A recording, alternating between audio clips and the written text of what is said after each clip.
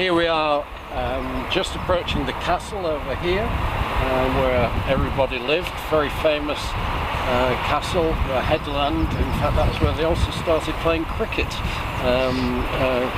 Scarborough is renowned for its cricket festival, and the headland is absolutely massive. But that's the North Bay in the background there, and the North Bay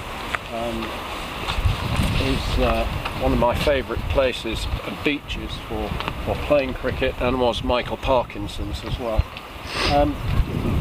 The North Bay is beautiful, and this is one of my favourite walks because in the 5 minutes and we're going to walk and talk across to the South Bay, you can see the contrasting between these two magnificent bays.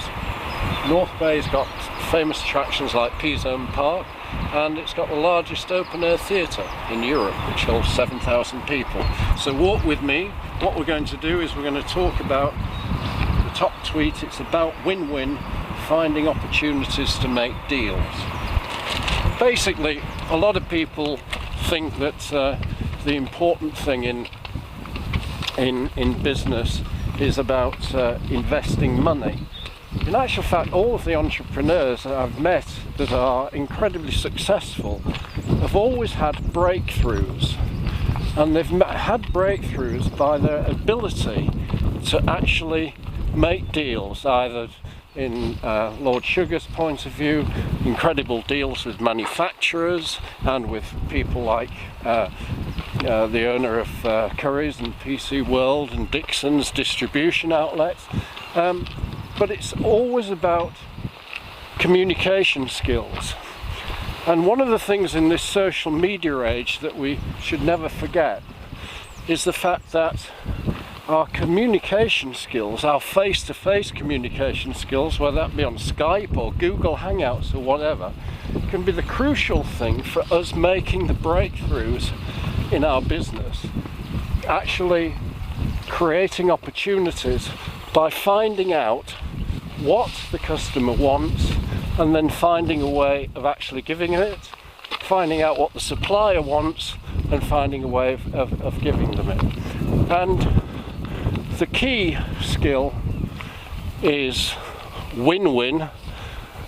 They get what they want and I get what I want, and we're both very happy out of the deal we've made from our discussions and our communicating. And here we are moving in to the South Bay, and let me explain it in a different way. This wonderful castle here.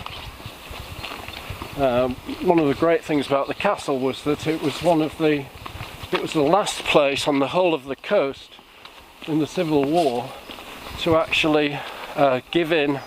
So it was very royalist, if you like.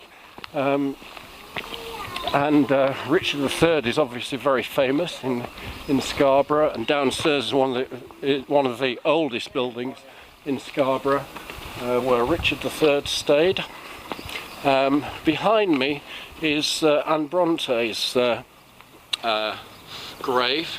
The Brontes are one of my favourite places, and one of the things to remember is that they were very enterprising people. Anne, Charlotte, Branwell and Emily, all of the Brontes were, and that one of the reasons that they published the books under male names originally was because that was the way that they were hoping to get their deal. Similarly, they wanted to set up their own private school to teach children.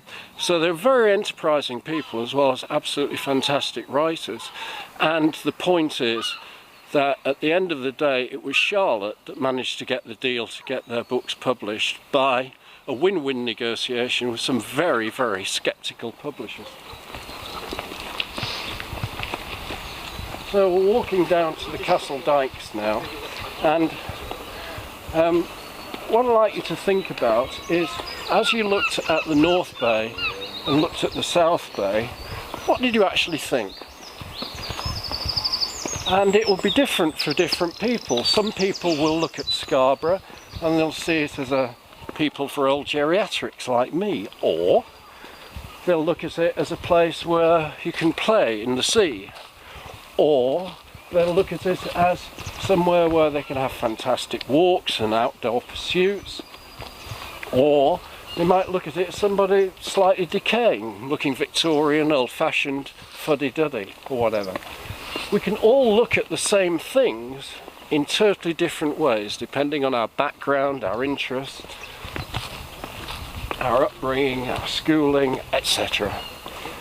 And that's one of the reasons that you can't actually negotiate until you actually find out what's important to the person you're actually with. And you can only do that by questioning, listening, and summarising, and checking that you've actually understood what's important.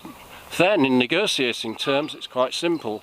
All you do is give them something of low cost to you, but high value to them, and in return you get something that's high value to them. Now, one of the things I've talked about is not just customers. It could be about, for example, the buyer may look absolutely fantastic by negotiating you down on price. That's fine. You might, if you've realised that that is important to them, only if it's not important to them, you might be able to give them a price discount, but you get paid 50% up front, which is high value to you because he doesn't know, or she doesn't know, that your cash flow's in a real kind of mess.